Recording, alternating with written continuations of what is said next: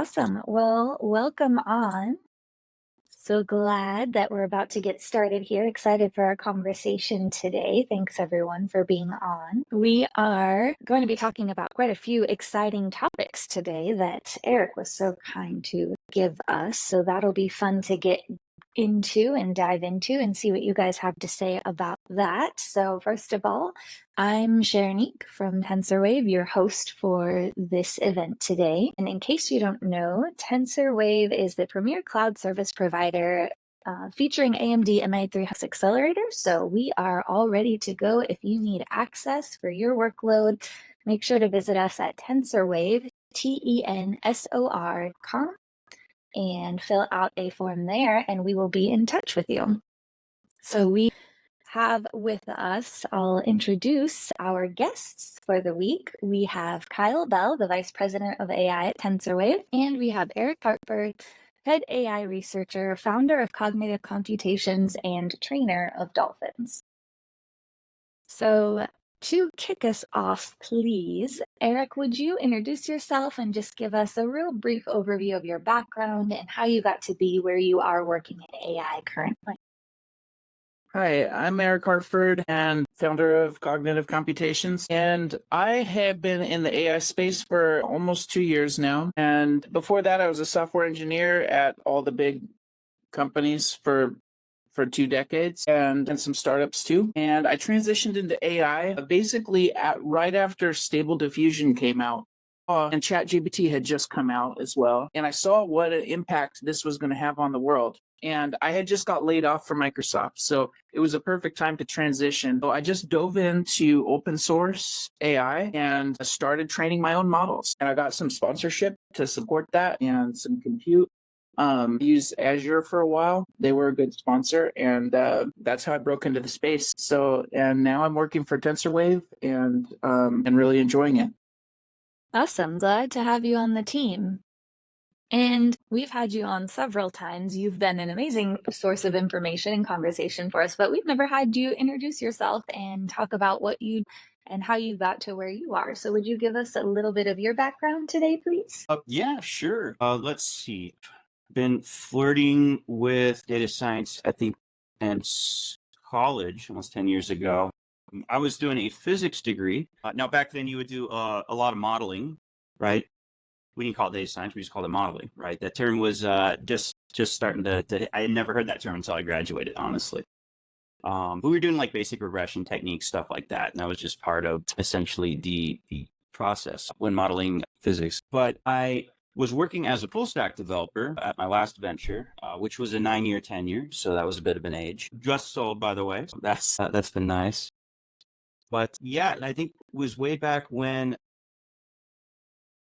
IBM Watson was making the rounds. So we had done some partnerships. We did some analytical exploration on our data at the company, which did inform the marketing. We were able to get into IBM's partnership program to use some of their endpoints. Now, obviously, we kind of wanted to build up some in-house expertise, get some of our own models made, more, trained on our data and more for our specific use case. At the time, though, I think Fame was hiring like 4 out of 5 data scientists. They were just hiring everyone they could. So it was actually a lot easier for me to make that transition into modeling than to actually find someone on the market at that point. So, I did some certifications at University of Washington and just did a bunch of training on my own time.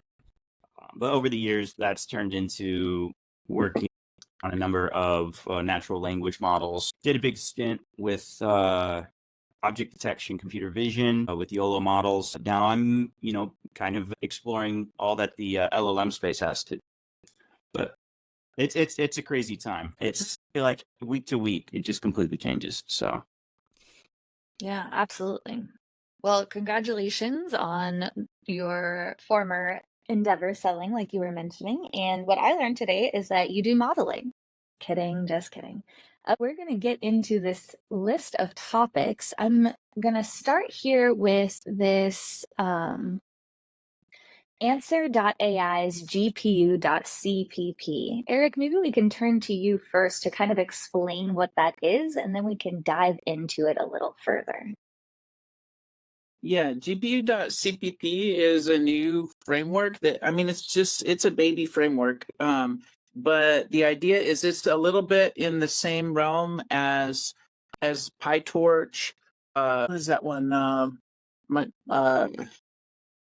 a tiny grad, or basically, or like MLX. It provides a way to interface with the GPUs in an agnostic way, where you don't care exactly what hardware's running under the covers. Instead, it's a simple way to interface with any. So you don't have to use that, like the proprietary systems like CUDA and ROCm.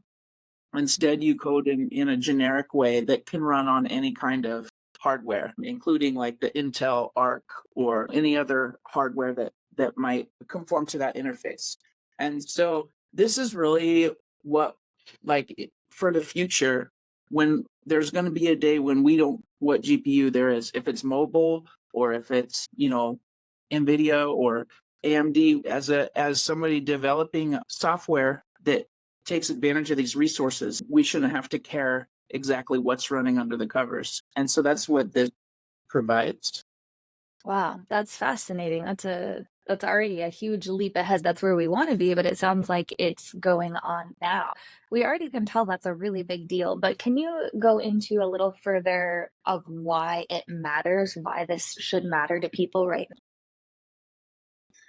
Yeah, basically it makes it so, like, you can choose your hardware by how, like, efficient by cost effectiveness, instead of choosing by exactly what features are, like, enabled in their proprietary frameworks. So basically, you'd have access to any feature that you want because it doesn't matter what framework it's running on. Correct? Yeah, it'll be dynamically decide what features to take advantage of depending on which hardware is available to it. Also, it conforms to this web GPU interface. So which is a very simple, like, compared to PyTorch, for instance, which is a very complex kind of interface and it's kind of difficult to code with. But web GPU is designed to be a very and straightforward. So it makes it easy, and also for learning and for getting into GPU accelerated development. It makes it, kind of democratizes it, makes it easy for people to learn and get into it. Awesome. That's definitely something that's important. Kyle, do you have anything to build on or add to that, or any thoughts on the GPU.cpp? Yeah, I think initiatives like this are very important, especially as you see a lot of compute go to the edge, right? Because then you're not everything's just a centralized server executing the model. You may have a series of models, some of these running on your phone, for instance, or even your computer, or even browser. So if you're doing edge compute, you can't really rely on a specific architecture to run that on. So having an agnostic library, is very important. Eric, I'm curious to see what your thoughts are in terms of IoT. Yeah. I've always said that the ultimate destination for AI is the edge. And, like, we're investing in this cloud stuff, but in the end, like, the edge stuff is gonna ultimately overcome, like, it's gonna be so strong that it can run just about any model that we need. And so this kind of a framework where it can run on the edge, this is gonna ultimately dominate. I mean, by ultimately it might be 10 years. I don't know how long it'll take, but it's kind of eventually bound to get there. And what other potential impacts do you think there are besides the ultimate domination? And if you have the benefits that you guys have talked about, what else are the impacts of something like this agnostic ability? So stuff like this is definitely going to kind of shake up the status quo in the industry. Like I said, right now, you kind of have a few big players, mainly NVIDIA, and their essential, historical monopoly was really from software, right? They were able to build the software to utilize GPUs for AI, and that really what kept them dominating the market.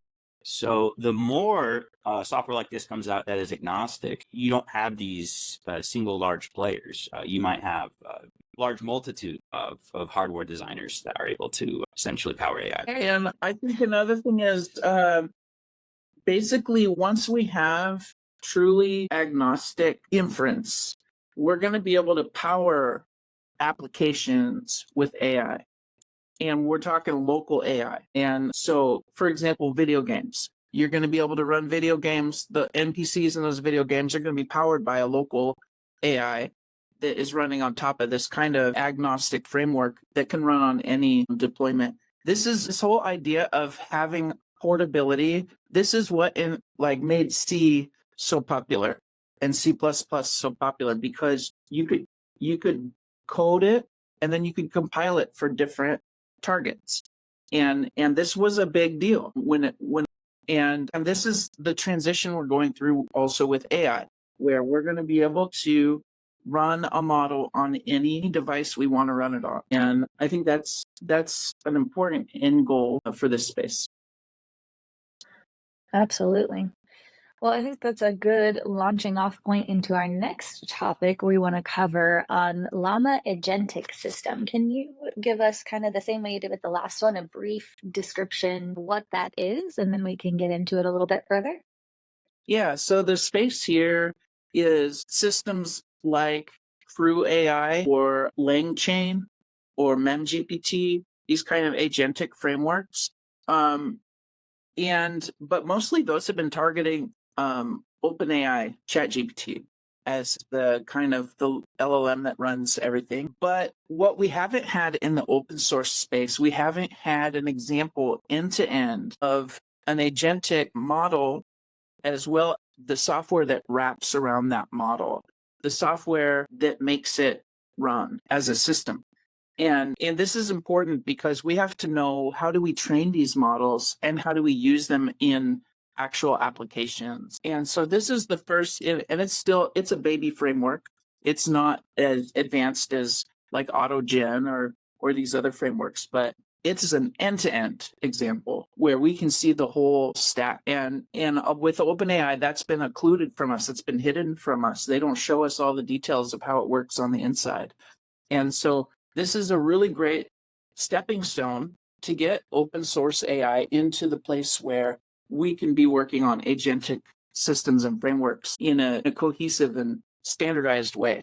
Another very important thing about this is, before, like, alignment, the whole question of alignment, how do I tell my model what questions should it answer and what questions should it refuse to answer? Because we don't want the model to say, for instance, if the user says, how do I cook meth in my basement? The user says that, the model should say, I'm not going to tell you that because, that's unethical. So, but the question is, now generalize that and try to think of all the questions you might want the model to say no to. And now that list of questions is going to be different depending on who you ask.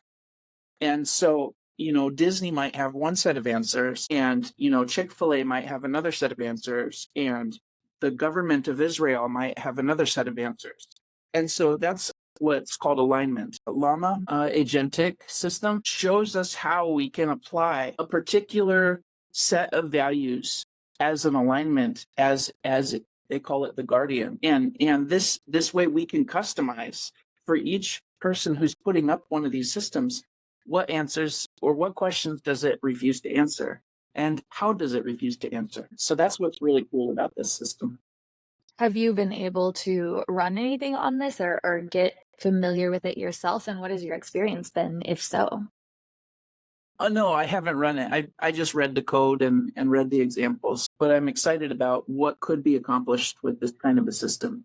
And Absolutely. it's still a very baby system. It's not quite like production ready yet, but yeah, I see a lot of potential. Yeah. When do you anticipate being able to start using it and seeing if it lives up to this potential? I mean, personally, I don't work in applications so much. I'm focused on model training, but I'm excited to see what people do with it. Yeah, as we start seeing more information come out as they've used it. Right. Awesome. And Kyle, what about you on topics like this? What do you think? Are there any challenges that you can foresee as more and more new options come out, or any issues that provides, or is that all good and smooth sailing? I think it's really breaking down the problem, and this is good overall. I think it provides a bit of a solution to some of the regulatory headaches we're experiencing. I think it was SB 1047 was the California bill. We mentioned that on occasion, trying to add an audit process to deploy model deployment, right? They want to make sure the models aren't going to essentially, as Eric said, tell you how to make math. Well, like I said, the problem there, it's hard to say, I'm going to train this black box to be safe. So yeah, having that separated allows you to swap that out as needed. I think on the Llama Agentic System, it's called Large. But the benefit there is this can also kind of help from a liability standpoint too. I think I was looking at, I believe it was 1047. They were talking about adding liability to even the cloud providers, right? They want to have people that are hosting these models to have some stake in the game. I think mainly it's the ability to turn off the model and stuff. But we're currently working on an inference service, for instance, to kind of abstract some of the complexities of running inference in bare metal. But it's really nice because you can take some of these existing solutions like Llama Guard, and you can have that as a configurable option on the inference. Right now, people can kind of pick and choose the parts that they really need to solve their problem. Right, if there's a specific model they want, they can select that, and then they can configure the guard on top of it. And now they're probably going to be more in compliance with something like a California regulation versus having to like retrain the model. So there is a benefit on that side as well. I also think agentic systems having an open source standard is fantastic. Well, I mean, I kind of envision, obviously there's going to be a lot of stuff going on in the IoT, compute on the edge. A lot of that's going to be some of your smaller models. They're going to understand, let's say, voice commands, stuff like that. A proper agentic system is going to be a massive mixture of different models that is tuned for different use cases with different function calling abilities, right? So if I'm asking, my Xbox to do something for me, it may understand the command at the edge and then be able to accomplish some of the simpler tasks. But if that's to do something far more complex, it may then reach out to a larger model on the cloud or another centralized model that is fine-tuned for that specific task. And, some of these large agentic systems, once we can get some of the kinks out and make these things far more accurate, could be massive. It could be an internet-wide agentic system, right? If we have these kind of standards, all of a sudden a website can provide these interfaces to agents. And then there's really no great way to distinguish where an agent starts or begins. Eric, were you going to add something there? It sounded like you were about to. No, I think, yeah, I said my piece there. Okay. I just wanted to briefly touch on something that Kyle brought up. It was something we discussed last week, but I don't know that we had you commentating, Eric, about this bill that was being passed in California about the more stringent restrictions that need to be placed on AI models. I would like to get your thoughts on that. What do you think about this being discussed in regulatory settings already? Are we at that point? Is that good? Is that going to hinder people? Do you have any take on those? Well, I think that a lot of these, they have good intentions when they're crafting these legislations, but they don't really understand the technology. And so they say something about having an off switch, but a model is data. Like it's just weight, and it doesn't have an off switch. So it's like, you have a bunch of data on your hard drive. You can't turn that data on or off. It exists on hard drive. And they're talking about these weights as though there's something like, I don't know, that has an off switch. It just doesn't make sense, the way that they worded it in the legislation. Also, Yeah. a lot of these legislations they don't think about the dynamics of open source versus closed source. And the thing is, a lot of times, like, open source is scary to these guys because there's some chaos to that. There's some loss of control. It's not centralized. So these legislations tend to be, at the very least, maybe not necessarily antagonistic to open source or against open source, but at the very least, they're kind of not informed about the open source side of things. And so a lot of times they end up, after they're drafted, they end up being harmful to open source. And so because of that, I personally oppose a lot of these measures that have effects that are anti-open source. That brings me with a couple of follow-up questions. Who do you think are what type of people are in the right position to be putting these regulations or bills in place? That's a tough question. What do you think, Kyle? Well, that's the problem, right? If you're talking public policy, you're talking politicians, then you're talking about people pleasers, right? I don't know. It's a tough one. It's something where there's always a double-edged sword, right? I worked in influencer marketing, so you had all these, policies on web scraping and all of that stuff. Well, when it's in their favor, some of these larger companies will lobby for regulation to raise the bar, right? And to stifle competition. So, you can see that with like certain social media networks. I will not discuss at the moment, but off Good call. the data, right? Where once that was, the big contribution, but if they can raise a wall, now that data is their data. So I think you could probably see a similar thing. My guess is OpenAI is probably going to start lobbying for a lot of regulations to help stifle open source development, right? Because they make the most money when this stuff is centralized and closed source. So I wouldn't trust necessarily a large company into any of this. They're very biased. Politicians are honestly terrible because they're uninformed. It's tricky. There's no one I could really point at and say you'd be a good person to draft regulation. I would nominate Jan LeCun for Jan LeCun, and I think Meta's doing a really great job of standing up for open source AI. I got to give them kudos for Llama and the things that they've been, championing in the space. Yeah, no, Meta has been doing great. Historically, they did great web development too. I mean, you can look all the way to React and GraphQL and these other fantastic frameworks that they've released. Meta's really the one who blew it out of the park, right? But at the same time, I wouldn't want to rely on the Metas of the world to power this stuff. What happens if Meta decides they're better off building a closed source version of Llama and then making people pay for that? So, I mean, at this moment, maybe Zuckerberg is truly thinking he really believes in the open source stuff, but a company is an entity, and an entity does what it's incentivized to do. So if you have to look at Meta beyond Zuckerberg, it's going to statistically converge on something that's going to make that money. That's my.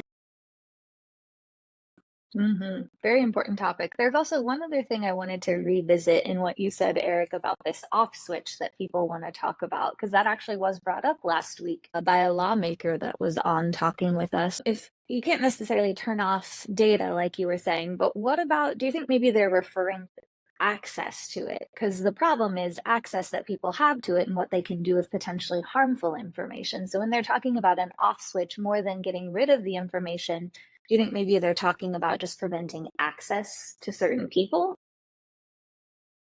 It could be, but they're not being very concise in the actual wording of the legislation, and that having strong definitions and being concise is essential to any kind of legislation like this. Yeah. I don't know, guys. I think we're ready to start putting a little list together of who needs to be making these rules. One of them is having good definitions on terminology, and another is a pretty good understanding of the technology, right? Wouldn't that be an important thing? Yeah, I'd say too, the space is very different from when they initially proposed all of this legislation. Right. If you go back just a couple months ago, open source models are great. They were definitely lagging behind the closed source solutions, right? OpenAI was still dominating the market. I would honestly say Llama 3.1 has completely flipped that on its head, right? You have the G4 quality models or the weights, genie's out of the bottle. So this legislation is designed to shut down, let's say, centralized inference. I just don't see how this is effective in today's landscape with these state-of-the-art weights now openly distributed.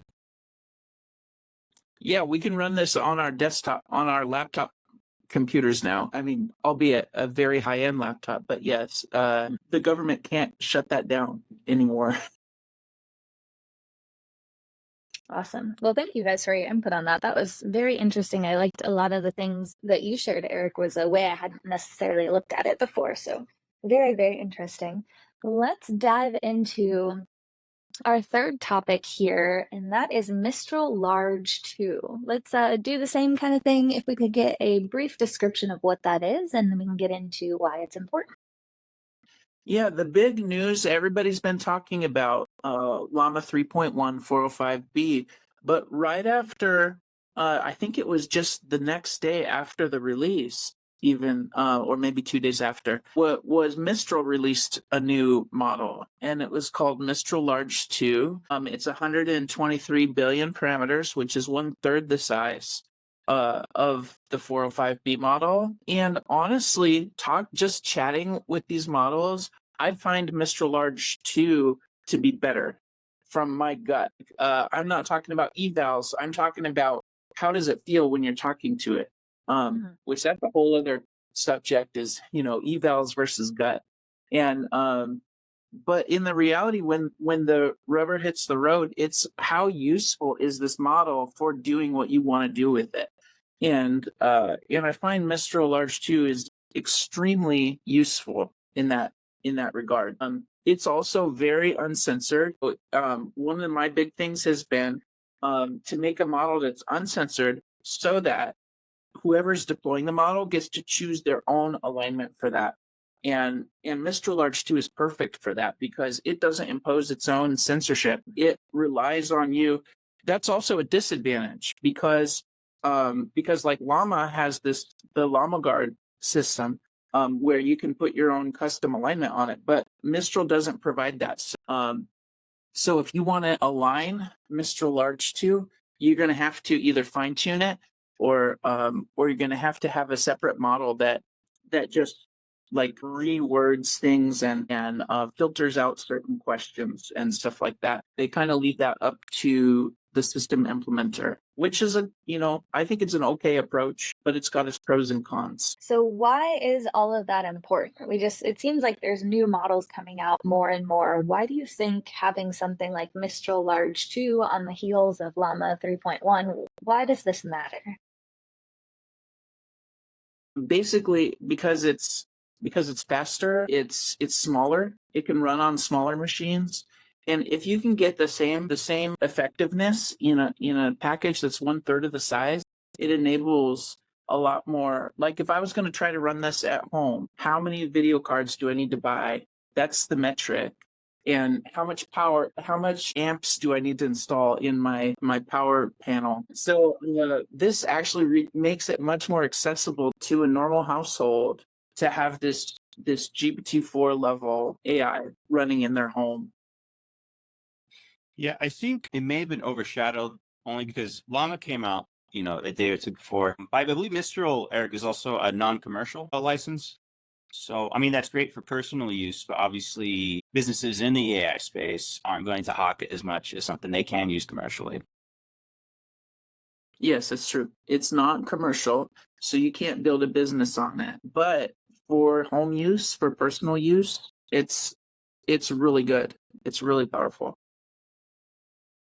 I saw a little bullet point here about how it has set new benchmarks in various AI tasks. Can you expound on that at all for us and share what it's been able to accomplish? Well, it's really about like what purpose are you going to do for it? Like for agentic tasks, for function calling, for I imagine like if you have a device like this that can run this in your home, you can use it to as like a personal.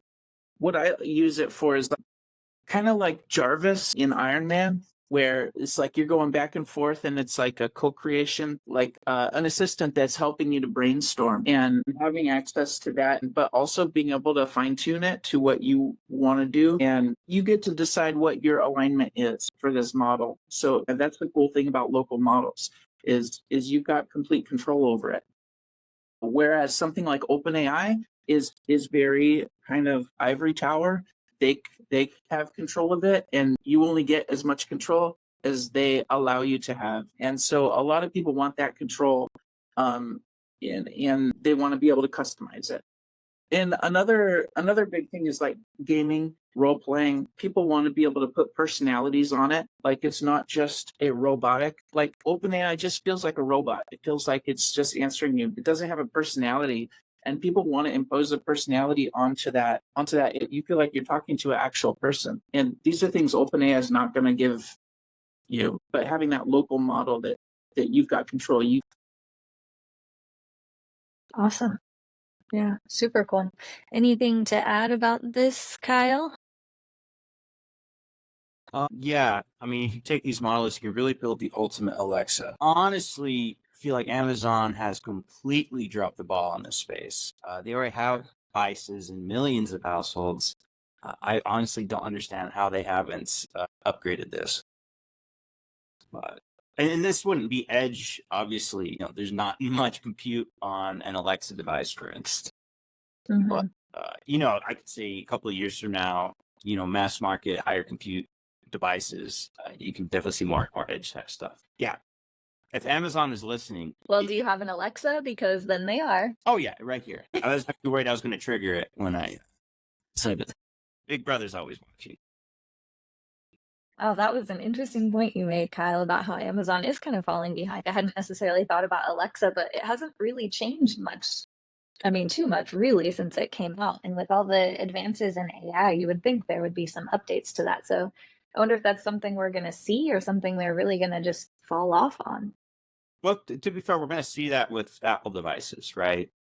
I mean, OpenAI is even working with that with the upgrade to Siri to be a proper LLM powered AI assistant.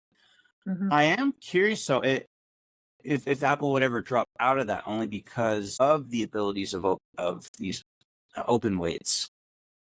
But I think some of the things these big companies can do is they do push the state of the art, right? They can throw a lot of money at this stuff and really come up with stuff. And open source should have been lag behind a little bit, right? And it's especially true because it's not like the open source community is sitting here dropping tens of millions of dollars to retrain these models. You know, it's still Meta doing this. So I think at the end of the day, when you're really pushing state of the art and you're building models that aren't financially feasible, yeah, it's easier for people with bigger pockets to figure that out. And Apple's going to want state of the art, not just another LLM powering grid. Absolutely. Any thoughts on that, Eric, with Alexa or Apple and integrating all of this? Yeah. So I know Meta has their Ray-Ban glasses that let you talk to LLM. Although I found that conversation to be very limited versus something like open, like Dolphin. I think it would be cool once we have these like a standard so that any kind of devices like this can interface with any model backend. So you can choose for yourself what model you want to run. And is it going to be a local model or is it going to be a cloud model? Is it going to be ChatGPT or is it going to be Mistral? Or you get to choose, and then whichever one you choose, it might have a cost or it might not have a cost that automatically gets billed to your account. I am really excited about the future where it's ultimately configurable what AI model you're going to talk to on all your devices. Yeah, that is exciting. I feel like there's still a good chunk of the public that only really knows about ChatGPT and don't know that they have other models they can be talking to and interacting with that may be better suited to what they're working on. So yeah, it is exciting to think about people learning all their options and then getting to pick accordingly. Yeah, I think having these better standards to, you know, like Eric said, you're going to have a whole bunch of hardware clients you can use to access this technology. But it's like the difference between using a downloaded app on your laptop and then having access to a browser, right? So it's just the gateway to a whole new internet built for AI and agents. Awesome. Well, guys, it has been a wonderful discussion. We are coming to a close of our time together. Could I just get, if you have any, just closing thoughts, what you're working on, what you're excited about, anything else you wanted to say that we didn't get a chance to cover in our discussion today? And I'll start with you, Eric, if you have anything to add. I'm working right now on training the newest version of Dolphin, which is 2.9.4. We're getting so close to version 3. The only thing missing is a very strong agentic data set. So I'm working on getting this one trained, hopefully on the TensorWave MI300 hardware. And so we can look forward to this in the next couple of weeks on Llama. And also I'm hoping to train it on that Mistral Large as well. Awesome. Yeah. Very exciting. Thank you for sharing. I'm sure we'll be keeping an eye on your progress. Awesome. And then Kyle, any last thoughts or exciting things you're working on or any updates you'd want to share before we close out for the day? Yeah, honestly, I'm just excited to dig into the Llama Agentic System a bit more, see how this can help build a better inference service. I think having something like Llama Guard easily configurable is really nice. So having that separation line. Yeah, I'm a bit nose to the grindstone at the moment. So that's nice. Yep, I know that feeling. Awesome. Well, thank you both for joining us. That was super interesting information. I really appreciated both of your unique takes on different things. You definitely brought up points I hadn't thought of or brought it up in a different way than I had thought of before. So I think that's what this is really about, being able to share the information and get lots of different ideas on it so we can learn and grow and keep progressing. So thank you so much. I very much appreciated that.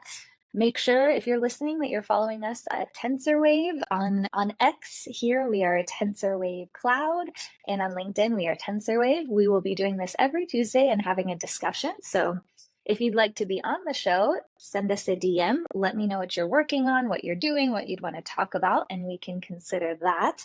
Also, again, thank you so much, Eric and Kyle, for joining us. It was very nice having that discussion, and we will talk again next week. Looking forward to it. Thank you.